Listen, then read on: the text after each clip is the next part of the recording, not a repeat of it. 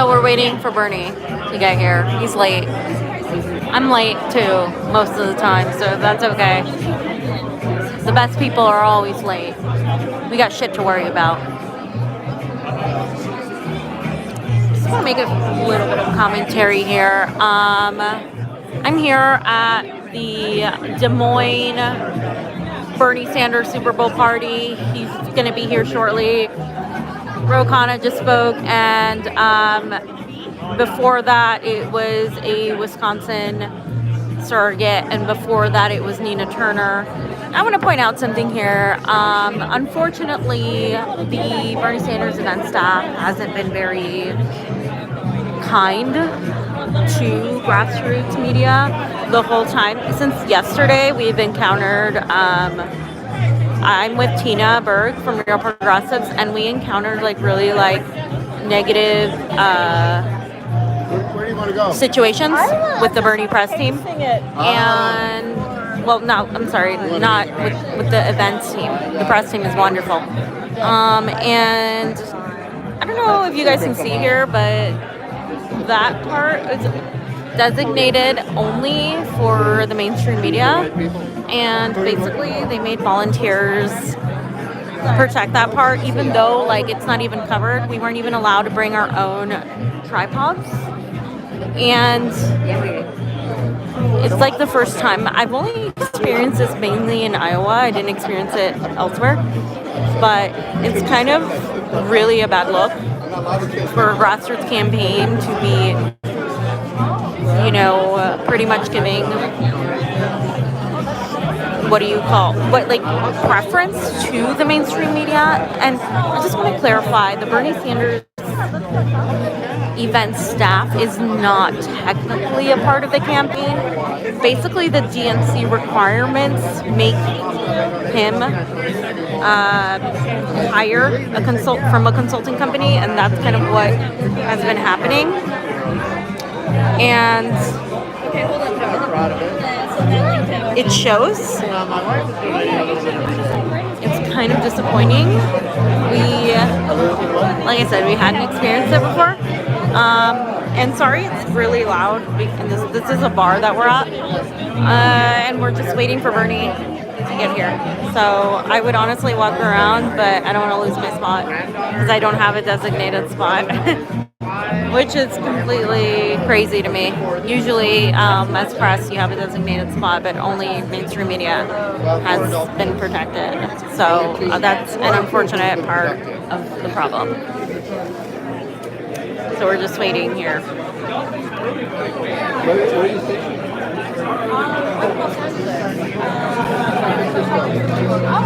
So while this is happening, I'm just gonna talk. So we're in Iowa right now. The caucus is tomorrow at 7 p.m. The doors close, so people are told to be there around 6:30. And there have been reports of missing precincts, changing of precincts actually, and unfortunately, the only response is to check people's registration and to make sure that people are just constantly aware of their changing precincts. And as far as the supposed precinct captains controversy, if you guys go to my Twitter, you will find out what that situation was about. But basically, there still is precincts that aren't covered with Bernie captains, and that is a problem. Higher ups have been made aware of the problem, and they're dealing with it. But I just want to clarify, thanks to that is thanks to you guys, that is thanks to the grassroots. It is not thanks to any sort of,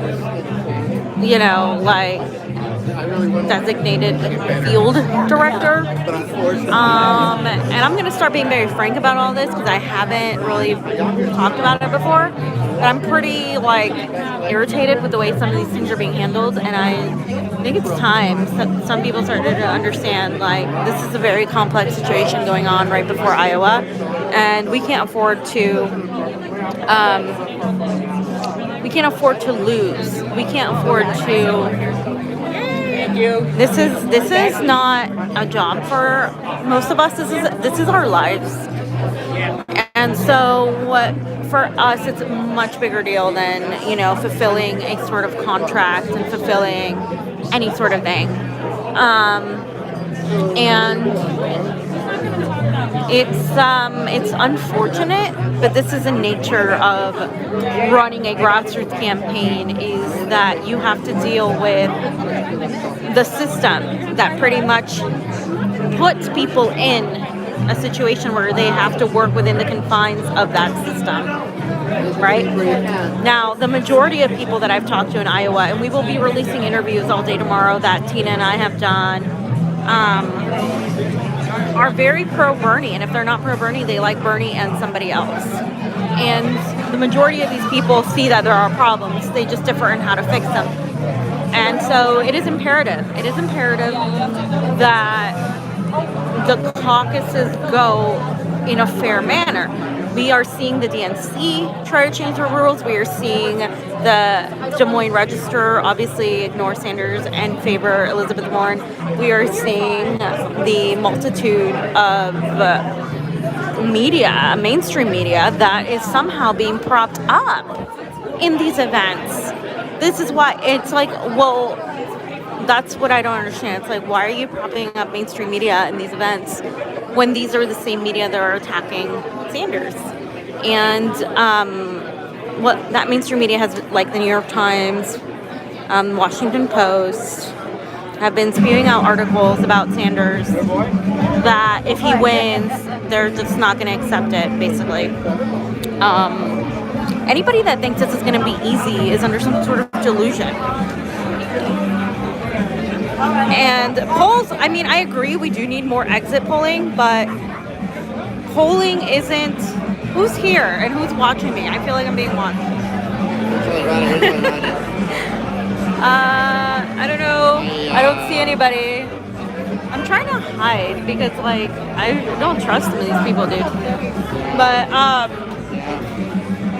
I just want to say, like, the polls only tell you so much. Like, based on my on the ground observation, it is not all there. It is not all where it should be. I'm really scared for tomorrow. We have some volunteer friends that we're talking to. We have a lot of people on the ground. And,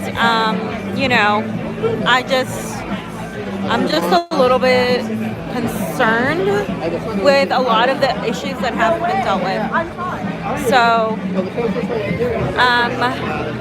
sorry guys, I thought he was going to be here in like 2 minutes, but he's not here yet. So I'm just going to keep talking.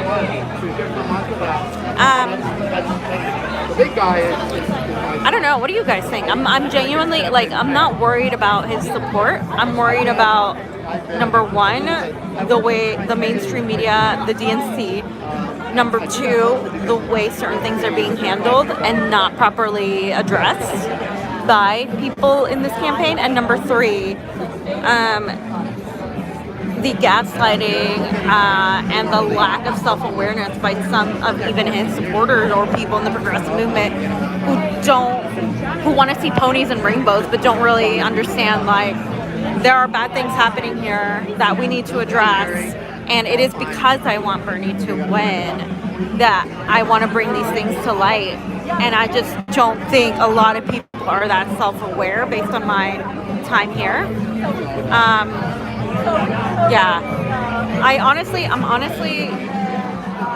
After I got here and we went to last night's rally, which had, by the way, over 3,000 people. It was the largest rally in Iowa ever. To me, that's phenomenal. That's wonderful. But then, like I said, we were dealing with a lot of people that even working with us that don't know what the hell they're doing. And the grassroots has been pushed out of a lot of these decision-making processes, which to me is detrimental. And I think that's kind of what we're fighting against here. There's an internal battle going on between the grassroots who have been with Bernie since 2015 who know exactly what we needed to do, especially in Los Angeles, especially in California, where honestly we could lose these two states and still be fine if we win California. Really, but California is going to be the biggest thing, and I don't feel like we have the shit together there, and it is because we have some of the most terrible fueled staff there, and I'm just going to go ahead and say it because bottom line, that's the truth, and I know that my comrades and my friends and my lovely field organizers there agree. They're trying to do their best to fight against the establishment. And the establishment, we know they were going to do whatever they could to stop Bernie. We knew that from the start. We knew they were going to do it. The thing is, a lot of people didn't realize that also meant becoming a part of his campaign and pretending to be one of them. And that's exactly what's happened. And to be honest, it's time people start knowing that, and knowing that there is an internal struggle and an internal battle. And you guys are probably going to be seeing more of this come out in the next few days. Shit's going to hit the fan. Because you know what? A lot of us have been holding back from saying anything because we don't want to hurt Bernie. But not saying anything will hurt him more. And that's the reality. That's the fact. That is the truth. I'm telling you guys, I'm not lying to you. I wouldn't. It's unfortunate, but it's also not his fault. And I want to refrain from blaming him for this because I feel like a lot of people easily just blame Bernie for every mishap. Like, he cannot control everything that goes on. I mean, he really, really can't. This is a huge campaign, right? This has such huge momentum. So many people here that are excited and love him and want to vote for him. And there is just, I'm not a fan. I'm not a fan of him. I'm sorry. He was not cool about the whole Tulsi thing, and he just was not cool with me about it, I guess. I don't know. Anyway, so going back to Bernie, there's a lot of things that need to be worked out, and I just think it's time people start knowing the whole story. Because otherwise you guys are going to be confused, and a lot of people think that issues are black and white, everything's ponies and it's all wonderful, but it's not. Bernie can win, he can win this, but he's going to need grassroots support. A campaign can't win this. Remember, top down doesn't work, bottom up works. So we need the grassroots to stop feeling scared. We need them to vindicate their power. Yeah, I know you don't know. This is what I'm trying to explain to you. There is an internal battle going on between the campaign and the grassroots. So much of that, and all of that's going to come to light and more as more time goes by. And it has to at this point in order for us to move forward and rightfully empower those that are actually the ones behind the scenes building this movement. There are people behind the scenes doing more work for Bernie that you guys don't know about than any of his popular surrogates have done. Seriously. And I just talked to a few of them back there, and I will put the interview up later. There are more people out there doing that stuff, and they're the ones really that are going to win this for Bernie, and I just want to make that very clear. Movements like this, grassroots movements, are bottom up, not top down, and they cannot be run by the establishment. Okay? These movements are being right now, at this very moment, run by the establishment, this campaign. And that is something that a lot of us have accepted because we want him to win. But at the same time, now it's the time to be like, okay, if you guys get in the way of Bernie Sanders winning,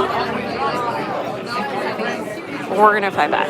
We're going to push back because we're not going to let that happen. And that's it. That's point blank. And obviously I can go more into detail later, but as somebody that's both an organizer, an activist, and also a journalist, There are things that I have to, you know, make sure that I define and give context before I simply let them out. But it is very, very apparent after being here 2 days that not everything is as peachy as they were trying to make it out to be, and that's okay. This isn't trying to trash the campaign. It is more so a call to the grassroots to pick it up and put yourselves where the campaign is lacking. That's it. Like, this isn't, they're going to make it about optics. They're going to make it about, you know, you should do this and that. No. We have to win this. I don't give a fuck who looks bad, right? Like, this is about your ego. It's not about you looking good or looking bad. This is about us, and this is about us winning. And frankly, I'm really sick of people like paying more attention to optics than to actual actions. And it's really gotten me to a point where I just want to like punch people in the face when they like focus so much on all that other stuff.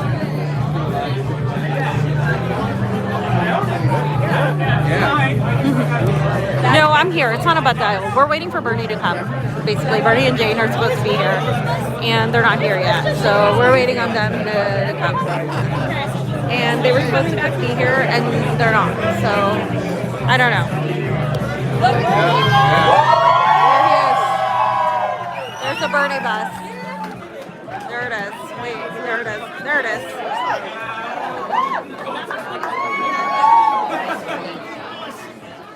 Oh, they gotta back that bus up. Back that bus up. Oh, yeah. What's he look good?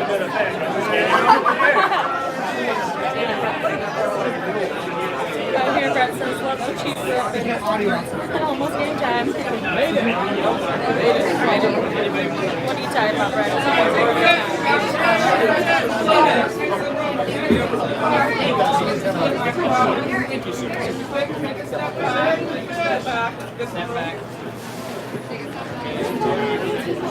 Oh, they pushed him over on that side. They started pushing it. Oh, yeah.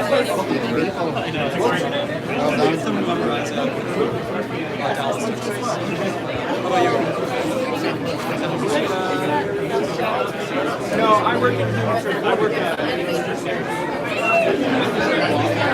Not me, us! Not me, us! Not me, us! No, it's a bus. Come on. It's a bus. Not me, us! Not me, us! Not me, us! Not me, us! Not me, us! Not me, us! Not me, us! Not me, us! Not me, us! Not me, us! Not me, us! Not me, us! Sanders! Sanders! Sanders! Bernie! Sanders! Bernie! Sanders! I say Bernie, you say Sanders! Bernie! Sanders! Bernie! Sanders! Bernie! No, it's a pretty popular chat.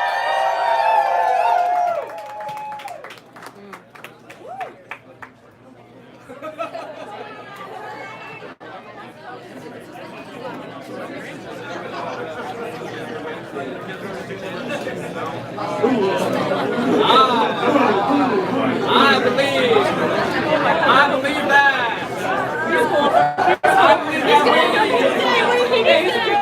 I believe that we will. I believe that we will.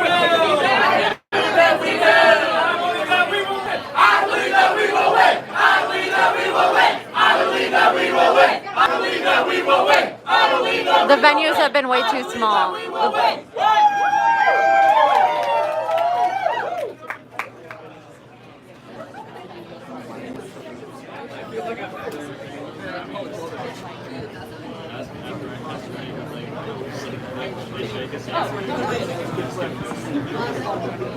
Yeah, I'm sure they fell asleep. Joe has a tendency to do that.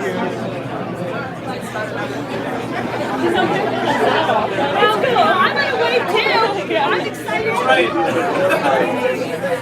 That might be a security thing.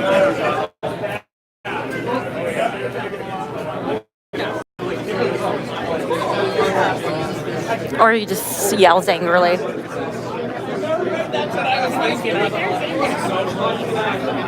Did you guys see the Onion article about Joe Biden? That was my favorite. or his Twitter or his YouTube. Either one. It's on both. Bernie Sanders. Well, he wasn't supposed to be this late, so.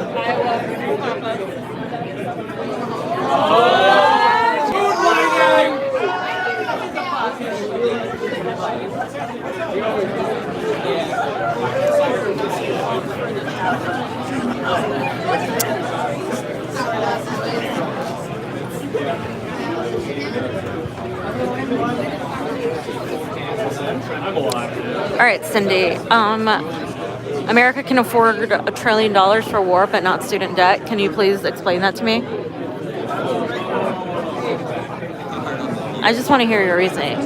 Why? What are you not? Why aren't you protesting that?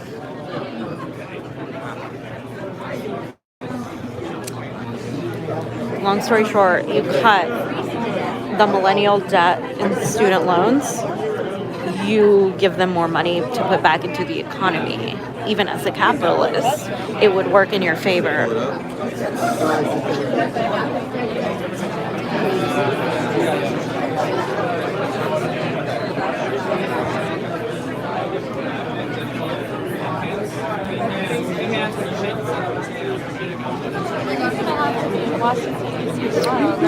So this is really about you not having been reimbursed. Okay, so let me put it to you this way. 20, 30 years ago, I have friends who are Gen X who basically didn't pay to go to school. Whereas I'm in debt, and so are millions of millennials and Gen Zs who are falling into debt, can't start families, can't buy homes, can't do anything. Everything good with your line of sight? And here it is again. Making sure that the mainstream media there he is.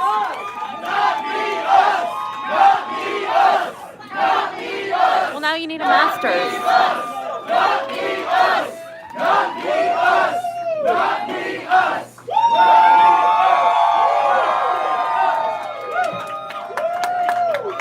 Thank you. All right. Thank you all for Dr. Jane. coming. I can't see the back. A lot of people in here. And before I go any further, let me introduce you to the next First Lady of the We love you, Jane. You're amazing. Dr. Jane, we Let love me you. introduce you to the next first grandchildren in the United States. My son Dave is here. And we got 3 more back east. And we got 4 more grandchildren back east. 5 more? We have another one? I didn't know. All right. 7 minus 2 is 5. Is that it? Okay. Math is not my strongest. We're going to be on a plane going back to D.C. To be part of the final remarks in the impeachment trial, and we'll be back here tomorrow.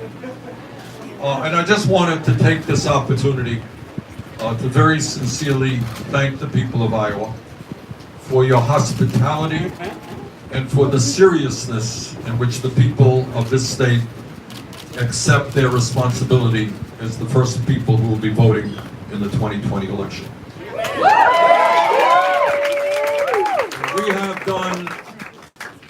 We have done well over 100 events. We have spoken to tens of thousands of people, and I really have been impressed about how serious the people of this state are examining the issues and listening to the candidates, and I thank you all very much for that.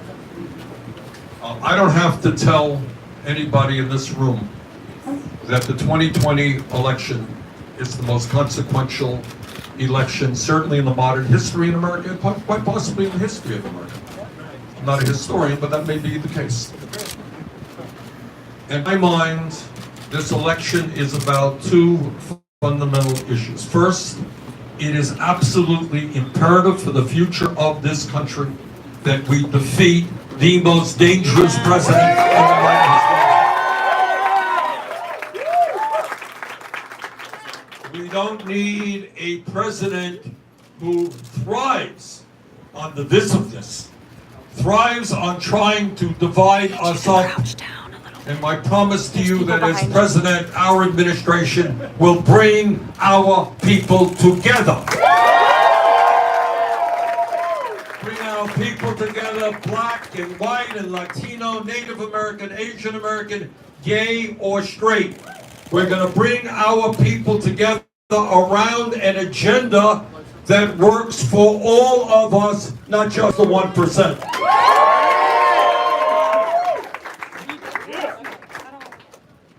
And what that agenda says is that in the United States of America, health care is a human right. What that agenda says is that if you work 40 hours a week, you shouldn't live in poverty, because we're going to raise that minimum wage to a living wage, 15 bucks. What that agenda says that in the richest country in the history of the world, all of our people who have the ability and the desire should be able to get a higher education regardless of their income. And what that agenda says is that unlike Donald Trump, we know that climate change is not a hoax. It is an incredibly dangerous reality for our country and the world. And we are prepared to take on the fossil fuel industry and transfer them away from fossil fuel to energy efficiency and sustainable energy. Yes, sir. So tomorrow night is the beginning. It is the beginning of the end for Donald Trump.